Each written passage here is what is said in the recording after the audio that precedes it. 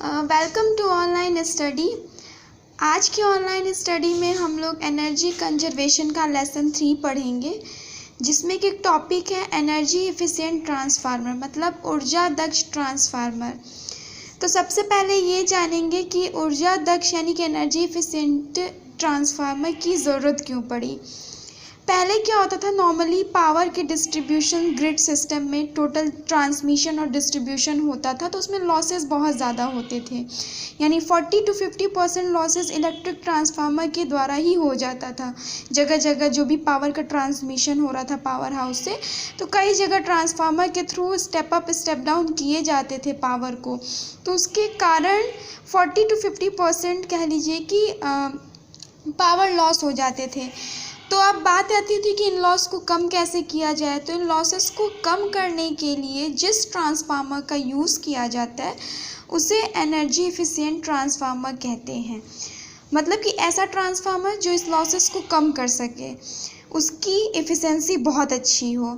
अब इसका यूज़ करने से, इस ट्रांसफार्मर का यूज़ करने से जो लॉसेस है उसको मतलब लगभग आधा कर दिया गया, काफ़ी हद तक कम कर दिया गया नए मैग्नेटिक मटेरियल का यूज़ करके। इसके लिए करते क्या है, ट्रांसफार्मर की एफिशिएंसी को अगर हमें हाई करना है तो नए मैग्नेटिक मटेरियल का यूज़ किया गया।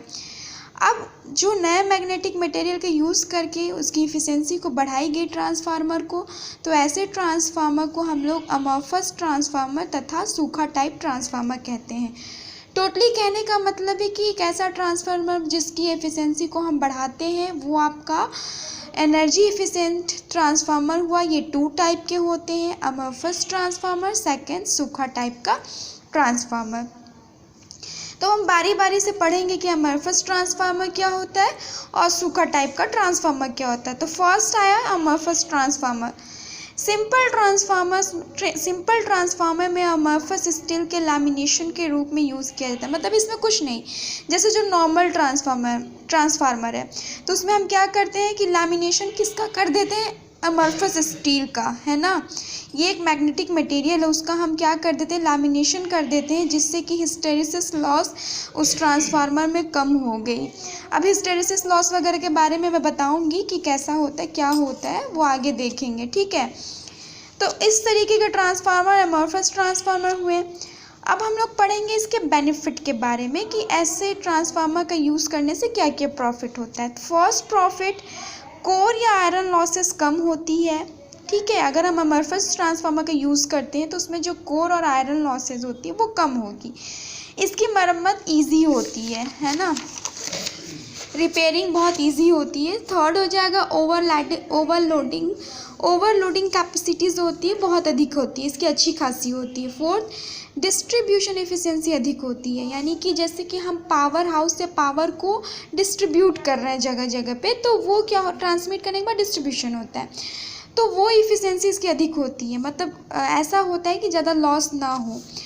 अब हम पढ़ेंगे लॉसेस ऑफ अमॉर्फस ट्रांसफार्मर। ये तो था आपका बेनिफिट कि मतलब इसका यूज़ करने से क्या बेनिफिट होता है, लेकिन अब कहा जाता है ना किसी के मेरिट होते हैं तो डीमेरिट भी होता है, तो वही चीज़ें हमें पढ़नी है।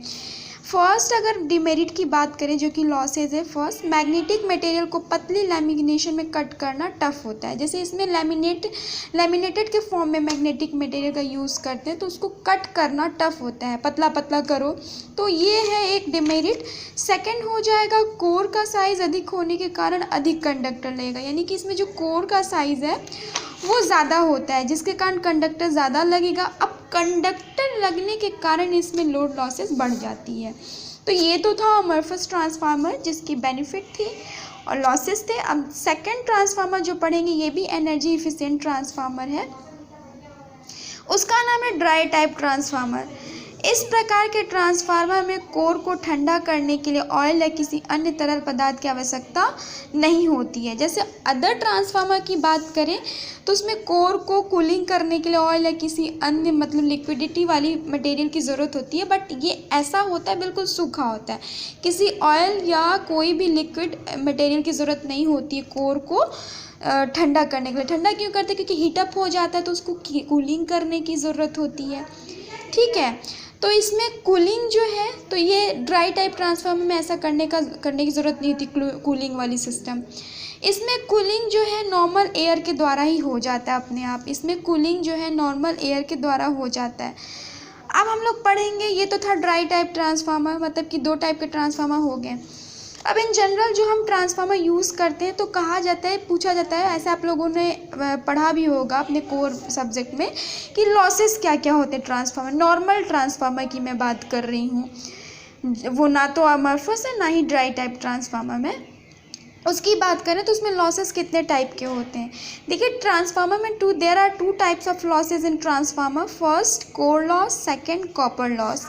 ठीक है, कोर क्या होता है, जो ट्रांसफार्मर है, ट्रांसफार्मर के अंदर जो कोर होते हैं, कोर, उसके अंदर जो लॉस होता है वो आपका कोर लॉस हुआ, क्रोड में जो लॉस होते हैं। अब कोर लॉस भी 2 टाइप के होते हैं।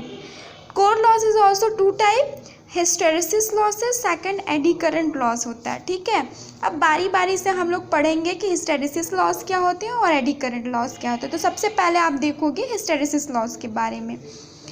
तो ये बेसिकली होता है क्या है कि देखिए, मैं इस चीज़ को समझाने के लिए ऐसे बताना चाहूँगी, एक ट्रांसफार्मर बनाऊँगी। ये आपने देखा होगा इस तरीके का ट्रांसफार्मर। 1 मिनट, ठीक है, ये मैं बना रही हूँ, सॉरी। अब यहाँ से मैंने क्या किया, एसी इनपुट आप देते हो,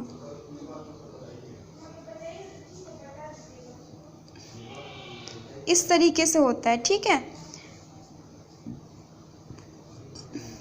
और यूँ इस तरीके से इसमें आउटपुट निकले होते हैं, यहाँ पे हमें आउटपुट प्राप्त होती है। ठीक है, अब इसमें क्या है, कोर है ना, बीच में ये क्या दिख रहा है, कोर है। ठीक है, तो और यहाँ पे मैंने इनपुट सप्लाई पावर से हमने इनपुट पावर सप्लाई दिया। ठीक है, स्विच के थ्रू।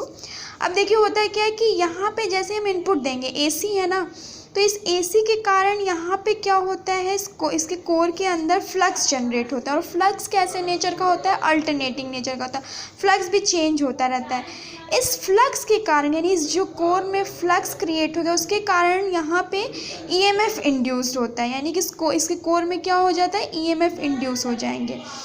अब अगर मान लीजिए इसमें ईएमएफ इंड्यूस्ड हो जाएंगे और मैग्नेटिक फ्लक्स जो है बार बार चेंज हो रहा है, तो इसमें क्या होता है, मैग्नेटाइजेशन और डीमैग्नेटाइजेशन बार बार होते हैं। यानी कि कोर में क्या होता है, मैग्नेटाइजेशन और डीमैग्नेटाइजेशन होते रहते हैं, जिसके कारण ये बहुत हीटअप होता है। और इसमें जो मैग्नेटाइजेशन और डीमैग्नेटाइजेशन के कारण बहुत हीट इसमें निकलना शुरू होता है। हीट क्या करता है, हीट मतलब बाहर निकलना शुरू होता है, और यही हीट क्या होता है, आपका एक लॉस के फॉर्म में होता है। और ये लॉस क्या होता है, हिस्टेरेसिस लॉस, यानी कि जो हीट लॉस हो रहे हैं हीट के फॉर्म में, मतलब जो भी लॉसेस निकल रहे हैं, बाहर आ रहे हैं, उसे हम लोग क्या कहते हैं, हिस्टेरेसिस लॉस कहते हैं। अब हिस्टेरेसिस लॉस के कारण ही जो हम इनपुट देते हैं वो जितना मिलना चाहिए वो आउटपुट हमें पूरा नहीं मिल पाता है, यानी कि आउटपुट में क्या मिल जाते हैं, लॉस मिलते हैं। तो ये बातें आप लोगों को समझ में आ गई होंगी। तो वही चीज़ें मैंने लिखा है कि ट्रांसफार्मर के कोर में मैग्नेटिक फ्लक्स के चेंज होने से बार बार मैग्नेटाइजेशन एंड डीमैग्नेटाइजेशन होता है, इससे ट्रांसफार्मर का कोर हीटअप हो जाता है या हीट लॉस के रूप में खर्च होता है, और इस लॉस को हिस्टेरेसिस लॉस कहते हैं। अब अगर हमें इस लॉस को ख़त्म करना है, पहले तो ये देखेंगे कि आखिर ये लॉस किस किस चीज़ पे डिपेंड करता है ट्रांसफार्मर के अंदर। सबसे पहले कोर का मैग्नेटिक मटेरियल, ठीक है, यानी मैग्नेटिक मटेरियल और कोर के मैक्सिमम फ्लक्स डेंसिटी पर। दूसरा सप्लाई की फ्रिक्वेंसी पर भी डिपेंड करता है, और थर्ड मटेरियल के वॉल्यूम पर डिपेंड करता है। ठीक है, ज़्यादा वॉल्यूम का होगा तो ज़्यादा लॉस होता है, कम वॉल्यूम का हो तो कम लॉस होगा। अब हिस्टेरेसिस लॉस का फॉर्मूला आप देख लीजिए, WH है ना, इस प्रोपोर्शनल टू बी मैक्सिमम, वही है, ये आपका फ्लक्स डेंसिटी है, to the power 1.6 F frequency V joule per second या वॉट कह लो। अब अगर मान लीजिए इसको प्रोपोर्शनल को आप हटाते हो तो उसकी जगह कांस्टेंट रखते हो, तो मैंने ईटा से कांस्टेंट को शो करा हुआ है। Eta is B maximum to the power 1.6 F V joule per second या वॉट। ईटा इज कांस्टेंट, जो मतलब ये आपका क्या हो गया, कांस्टेंट है। हमें हिस्टेरेसिस लॉस को रिड्यूस करना होगा, अदरवाइज़ बहुत सारा लॉसेस होने लगेगा। भाई अगर लॉस हो रहा है तो उसको रिड्यूस भी करना होगा। तो इस लॉस को रिड्यूस करने के लिए ट्रांसफार्मर के कोर में अधिकतर सिलिकॉन स्टील या परम एलॉय का यूज़ करते हैं। ठीक है, मतलब कि उसमें जो स्टील है, कोर ऐसे चीज़ों का सिलिकॉन स्टील या परम एलॉय का यूज़ करते हैं जिससे कि ये लॉसेस कम हो, है ना। दूसरी तरीके का जो कोर लॉसेस होता है, अगर हम दूसरी की बात करें तो उसका नाम है एडी करंट लॉस। अब ये जानेंगे कि एडी करंट लॉस होता क्या है, ठीक है। अब देखिए, जैसे मैंने यहाँ बताया था कि इसमें क्या होता है, करंट फ्लो होने के कारण फ्लक्स जनरेट होते हैं, फ्लक्स के कारण इसमें ईएमएफ इंड्यूस होता है, ठीक है। इस ईएमएफ के कारण क्या होता है, हाई एडी करंट इंड्यूस्ड होती है। मतलब कि इसमें जो करंट होती है ना, वो यूँ हम अलग से दिखा दें, करंट इस तरीके के फॉर्म में इंड्यूस्ड होना शुरू हो जाता है। और कई यहाँ भी कई जगह मतलब इस तरीके के करंट एक भंवर के फॉर्म में शुरू हो जाता है, ठीक है। तो ऐसा करने से, और जो कि क्लोज सर्किट बनाती थी, जिससे, और ऐसा होने से हीटअप क्रिएट होता है, हीट उत्पन्न होता है, जैसे उसमें मैग्नेटाइजेशन और डीमैग्नेटाइजेशन के कारण होता था। तो ये इस तरीके से क्लोज सर्किट बन जाने के कारण वो भी कैसा कि जो करंट फ्लो हो रही है वो भंवर के रूप में फ्लो हो रही है, जैसे कि मैंने बताया था इस कोर के अंदर ही जगह जगह पे, ठीक है। और ये हीट क्या होती है, हीट उत्पन्न होती है और गर्म हो जाती है, और इसी मतलब करंट को, जो करंट प्रोड्यूस हो रही है उसको हम एडी करंट कहते हैं, ठीक है। और इस लॉस को, और इसके कारण जो लॉस हो रहा है उसे हम एडी करंट लॉस कहते हैं। ये भी बहुत अच्छा नहीं होता है, इससे भी हमें आउटपुट में जो मिलना चाहिए वो नहीं मिलता है। तो अब हमें इस लॉस को कम करना है। अब इस लॉस को कम करने के लिए हम लोग करते क्या है, कोर का लैमिनेशन, ये जो कोर है इसका लैमिनेशन करते हैं। कोर का लैमिनेशन मतलब जैसे इस टाइप का पतले, मतलब कि पतली पतली के फॉर्म में इस तरीके से हम लोग लैमिनेशंस करते हैं, ऐसा। तो ये लैमिनेशन करने से ये वाली प्रॉब्लम ख़त्म हो जाती है, यानी कि पतली पतली पत्तियों से जोड़ के, यानी कि कोर है ना, कोर को पतली पतली पत्तियों से जोड़ करके बनाते हैं इसको ख़त्म करने के लिए। तो अब देखते हैं फॉर्मूला क्या निकलता है। अगर एडी करंट लॉस की बात करें तो W E is proportional to B maximum square to the power square है T square F square V watt, ठीक है।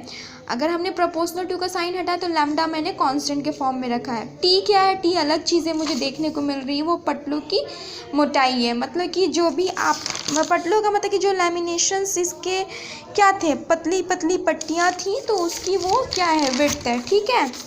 अब दूसरे टाइप का जो ट्रांसफार्मर में लॉस होता है उस लॉस को हम लोग कहते हैं कॉपर लॉस, है ना। पहला कॉपर लॉस मैंने बताया था, उसमें 2 टाइप के लॉस होते हैं, hysteresis loss, eddy current loss.